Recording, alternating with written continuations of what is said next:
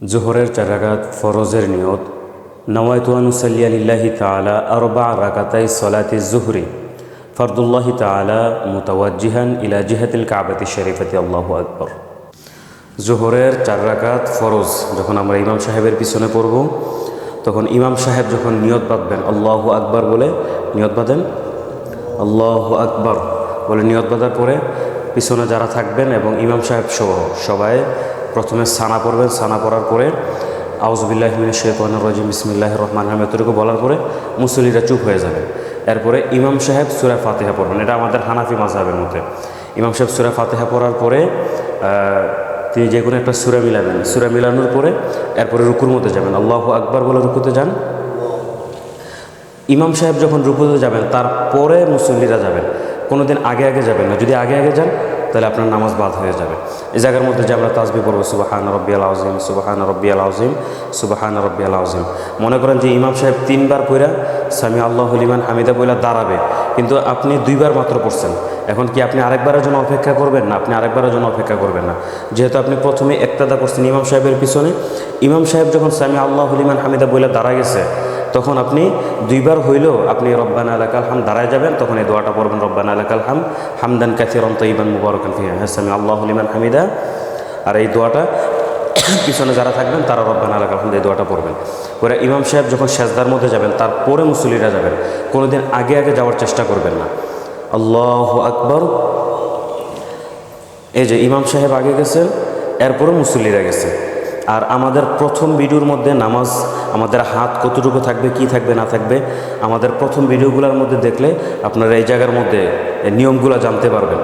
আমাদের ধারাবাহিক যে নামাজের ভিডিওগুলো আছে, প্রত্যেকটা নামাজের মধ্যে আমরা একটু একটু করে দিচ্ছি, যাতে একবারে দিলে যেন আমাদের বুঝতে কঠিন হয়ে যেতে পারে। এই কারণে একবারে দেওয়া হয়নি, প্রত্যেক নামাজের মধ্যে আমরা একটু একটু করে দিতেছি। ফজর থেকে শুরু করে এখন পর্যন্ত যদি ভিডিওগুলো দেখেন অনেকগুলি মাসলা জায়গার মধ্যে খুঁজে পাবেন।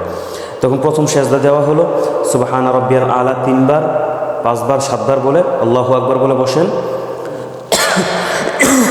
ইমাম সাহেব যখন উঠবেন তারপরে মুসল্লিরা উঠবেন। এখন বলতে পারেন যে ইমাম সাহেব কি উঠছে কি না উঠছে এটা কিভাবে বুঝবো, আমরা তো সেজদার মধ্যে আছি।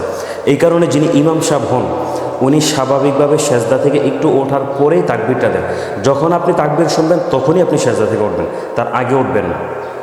এরপরে দ্বিতীয় সেজদা আল্লাহু আকবার সুবহান রাব্বিয়াল আলা, এটাও 3 বার, 5 বার, 7 বার করবেন।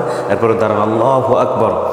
এই যে ওঠার সময় ইমাম সাহেব কিন্তু আগে কপাল তুলছে, তারপরে নাক, তারপরে হাত, তারপরে হাঁটু উঠছে। ঠিক সেজদাতে যাওয়ার সময় আগে হাঁটু, হাত, নাক, কপাল, আর ওঠার সময় ঠিক তার উল্টাটা হবে। এই জায়গার মধ্যে ইমাম সাহেব সূরা ফাতিহা পড়বেন, সাথে যে কোনো একটা সূরা মিলাবেন। সূরা মিলানোর পরে এরপরে রুকুতে যাবেন আল্লাহু আকবার। এই জায়গার মধ্যেও মুসল্লিরা সব তাসবিহগুলো পড়বে সুবহান রাব্বিয়াল আযীম 3 বার, 5 বার, 7 বার। ইমাম সাহেব সামি আল্লাহু লিমান হামিদা বলে উঠবে। মুসল্লিরা রব্বানা লাকাল হামদ হামদান কাসীরান এই দোয়াটা পড়বে। এরপরে সেজদার মধ্যে আল্লাহু আকবার।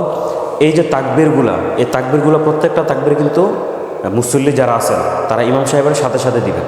এবং সুবহান রাব্বিয়াল আলা ইমাম সাহেবও পড়বেন, মুসল্লিও পড়বেন 3 বার, 5 বার, 7 বার আল্লাহু আকবার। বসেন। ইমাম সাহেব এই জায়গার মধ্যে যতক্ষণ বসবেন ঠিক ততক্ষণই মুসল্লিরা বসে থাকবে। এরপর আল্লাহু আকবার সুবহান রাব্বিয়াল আলা 3 বার, 5 বার, 7 বার আল্লাহু আকবার। এটা হচ্ছে দ্বিতীয় রাকাতের বৈঠক। দ্বিতীয় রাকাতের বৈঠকের মধ্যে শুধুমাত্র তাশাহুদ ইমাম সাহেবও পড়বেন, মুসল্লিরাও পড়বেন। তাহিয়াতু লিল্লাহি ওয়াস সালাওয়াতু ওয়াত তাইয়্যিবাত, আসসালামু আলাইকা আইয়ুহান নাবিয়্যু ওয়া রাহমাতুল্লাহি ওয়া বারাকাতুহু, আসসালামু আলাইনা ওয়া আলা ইবাদিল্লাহিস সালিহিন, আশহাদু আল্লা ইলাহা ইল্লাল্লাহু ওয়া আশহাদু আন্না মুহাম্মাদান আবদুহু ওয়া রাসূলুহু।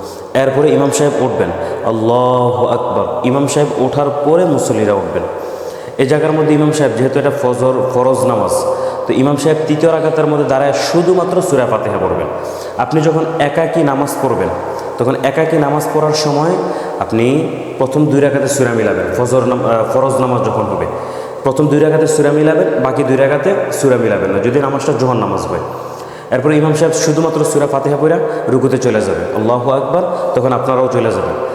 সাথে তো তাকবীর দিবেনই সুবহান রাব্বিয়াল আযীম 3 বার, 5 বার, 7 বার করে দাঁড়াবেন।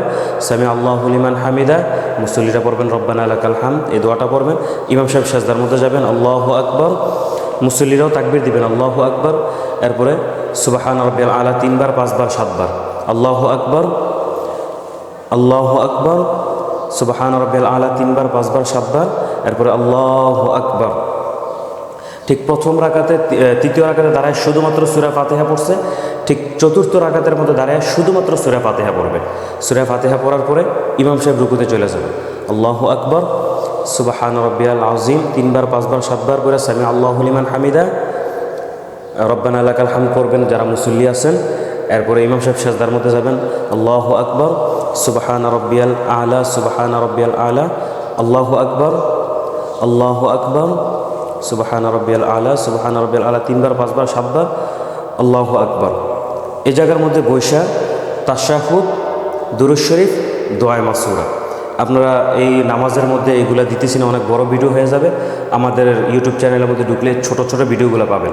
তাশাহুদ, দুরূদ শরীফ, দোয়া মাসুরা এবং সানা এবং নামাজের যে 10টা সূরা আমরা স্বাভাবিক মুসল্লি অনেক মানুষ পারে না, তাদের জন্য সহজ আকারে আমাদের ইউটিউব চ্যানেলের মধ্যে এই সূরাগুলো দেওয়া হবে।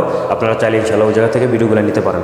এই জায়গার মধ্যে বৈশাখ তাশাহুদ পড়বেন, দুরূদ শরীফ পড়বেন, এরপরে দোয়া মাসুরা পড়বেন। পরে ইমাম সাহেব সালাম ফিরাবেন, আসসালামু আলাইকুম ওয়া রাহমাতুল্লাহ, ডান দিকে আসসালামু আলাইকুম ওয়া রাহমাতুল্লাহ, বাম দিকে পড়বেন।